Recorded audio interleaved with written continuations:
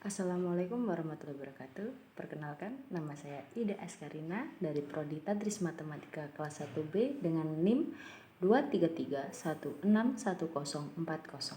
Akan menjelaskan tentang asbabul nuzul dan pengertiannya serta satu contoh ayatnya. Al-Quran adalah wahyu yang diturunkan Allah Subhanahu wa Ta'ala kepada Nabi Muhammad SAW. Dalam mempelajari Al-Quran, ada satu pokok pembahasan yang sering disebut dengan asbabul nuzul. Asbabul nuzul digunakan untuk memahami ayat-ayat Al-Quran. Ungkapan asbabul nuzul atau asbab an-nuzul merupakan bentuk idafah dari kata asbab dan nuzul. Secara etimologi, asbabul nuzul adalah sebab-sebab yang melatar belakangi terjadinya sesuatu. Pansuwaidi dalam jurnal Al-Mufidah atau jurnal ilmu-ilmu keislaman menjelaskan, meskipun segala fenomena yang melatar belakangi terjadinya sesuatu disebut asbabun nuzul, namun dalam pemakaiannya ungkapan asbabun nuzul khusus digunakan untuk menyatakan sebab-sebab yang melatar belakangi turunnya Al-Quran, seperti halnya asbab al-wurud yang secara khusus digunakan untuk mengetahui sebab terjadinya hadis.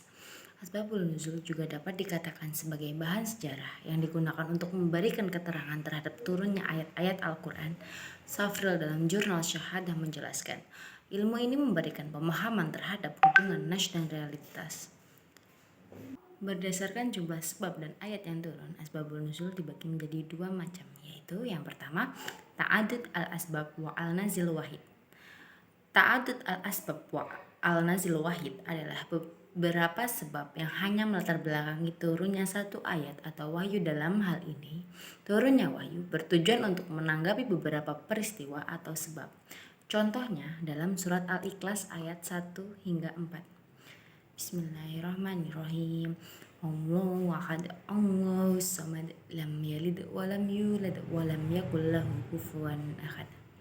Yang artinya, katakanlah Muhammad, Dia Allah yang Maha Esa, Allah tempat meminta segala sesuatu, Allah tidak beranak dan tidak pula diperanakkan, dan tidak ada sesuatu yang setara dengan Dia. Ayat tersebut diturunkan sebagai tanggapan terhadap orang-orang musyrik Mekah sebelum Rasulullah SAW hijrah. Ayat tersebut juga diturunkan kepada kaum ahli kitab yang ditemui di Madinah setelah Rasulullah hijrah. Yang kedua, ta'adud an-nazil wa al-asbab wahid. Ta'adud an-nazil wa al-asbab wahid adalah satu sebab yang melatar belakangi beberapa ayat. Contohnya terdapat pada surat Ad-Dukhan ayat 10, 15, dan 16. A'udzubillahi minasyaitonirrajim. Bismillahirrahmanirrahim. Wa anzalna ilaikal kitaba bil haqqi musaddiqan lima baina yadayhi minal kitabi wa muhaiminan alaihi fahkum bainahum bima anzalallahu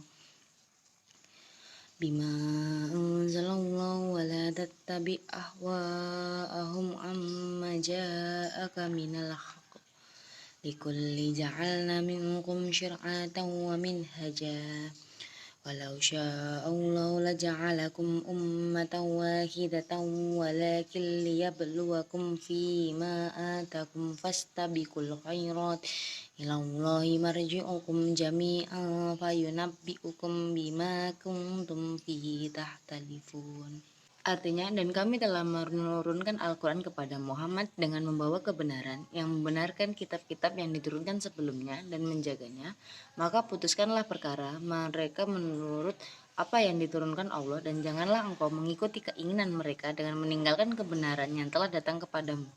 Untuk setiap umat di antara kamu, kami berikan aturan dan jalan yang terang. Kalau Allah menghendaki, niscaya kamu dijadikannya satu umat saja, tetapi Allah hendak menguji kamu terhadap karunia yang telah diberikannya kepadamu. Maka berlomba-lombalah berbuat kebajikan hanya kepada Allah yang kamu kembali, lalu diberitahukannya kepada terhadap apa yang dahulu kamu perselisihkan. Quran Surat Al-Ma'idah ayat 48. Ibnu Katsir dalam tafsirnya menjelaskan, setelah Allah Subhanahu wa Ta'ala menyebutkan perihal kitab Taurat yang diturunkannya kepada Nabi Musa, lalu Allah Subhanahu wa Ta'ala menyebutkan perihal kitab Injil dan memujinya serta memerintahkan kepada para pemegangnya untuk mengamalkannya dan mengikuti apa yang terkandung di dalamnya. Kemudian Allah Subhanahu wa taala menyebutkan tentang Al-Qur'an yang Dia turunkan kepada hamba dan rasulnya, yaitu Nabi Muhammad SAW.